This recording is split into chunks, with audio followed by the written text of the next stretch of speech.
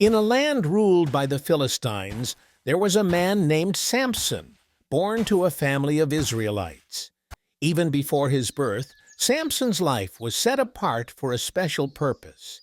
His mother had been unable to have children, but an angel of the Lord appeared to her and told her she would bear a son. The angel instructed her that her son would be a Nazirite, set apart for God, and that his strength would come from his hair, which was never to be cut. As Samson grew up, he became known for his incredible strength. He was chosen by God to help the Israelites fight against their enemies, the Philistines, who were oppressing them. Samson's strength was a gift from God, and as long as he followed the vow of a Nazirite, he was unbeatable. One day, Samson fell in love with a woman named Delilah, who lived in the Philistine city of Sorek. The Philistine leaders saw this as an opportunity to defeat Samson. They offered Delilah a large sum of money if she could discover the secret of his strength. Delilah, wanting the money, began to ask Samson over and over, "What is the secret of your strength?"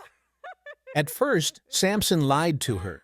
He gave her false answers, saying that if he were tied with fresh ropes or his hair were woven, he would lose his strength.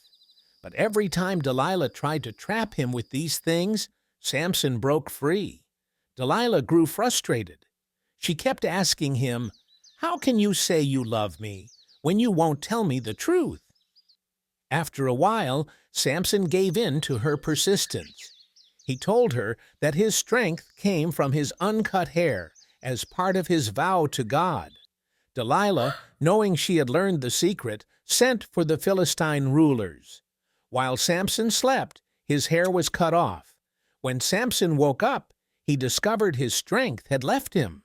The Philistines captured him, took out his eyes, and threw him into prison. While in prison, Samson's hair began to grow back. One day, the Philistines held a great feast in their temple, celebrating their victory over Samson. They brought him out to entertain them. Samson, now blind and weak, asked a servant to guide him to the pillars of the temple. Samson prayed to God, asking for strength one last time.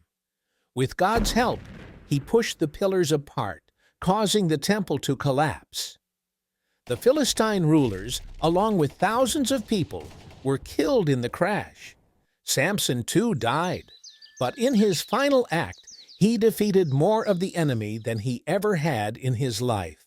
This story shows that Samson's strength came from God, and his downfall came from trusting the wrong person. It also reminds us that God can restore us, even in our weakest moments, and that His power is greater than any betrayal.